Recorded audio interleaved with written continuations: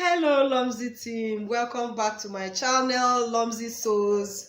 If you are new to my channel, please do subscribe to my channel, or if you haven't subscribed already, please do go ahead and do so, because I'll be uploading detailed sewing tutorials and DIYs.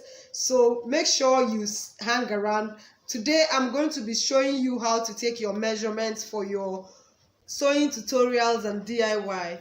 So today I'm going to be showing you how to take your measurements for your classy designs, not the measurement for freehand sewing. So make sure you watch till the end so that you'll be able to understand how to take your standard measurements. These are for standard measurements, not for freehand sewing.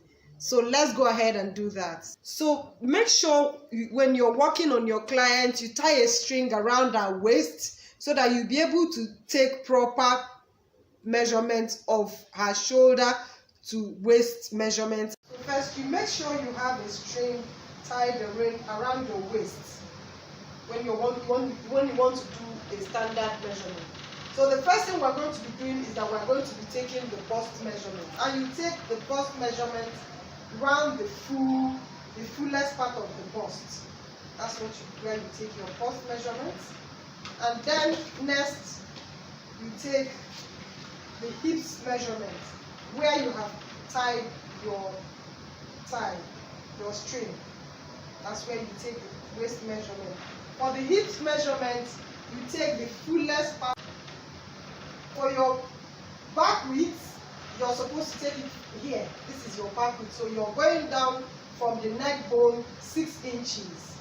You go down 6 inches, then you take your back width measurement from here to there. So that's your back width measurement.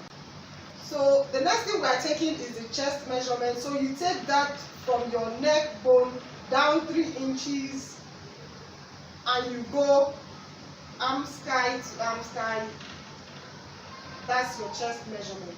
So the next thing you're going to be doing is your shoulder measurement. Most people do their shoulder, they measure from shoulder to shoulder. No, for standard measurement, you take it from your neck to the shoulder bone. That's your shoulder measurement for standard measurement. Then the next thing you're going to be doing is your neck measurement. You take the circumference of your neck. That's your neck measurement. Next measurement is your neck to waist, where you have tied the string.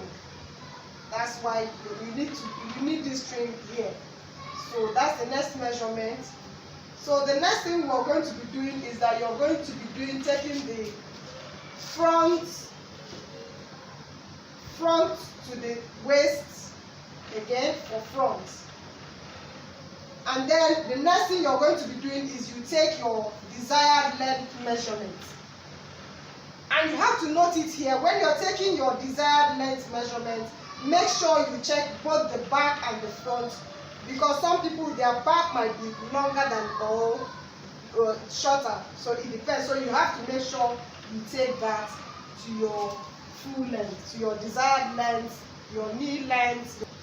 For your sleeve length, you have to always keep your hands like this for you to get the proper measurement of your sleeve. So we're going to take the sleeve measurement from here down that way and to this way.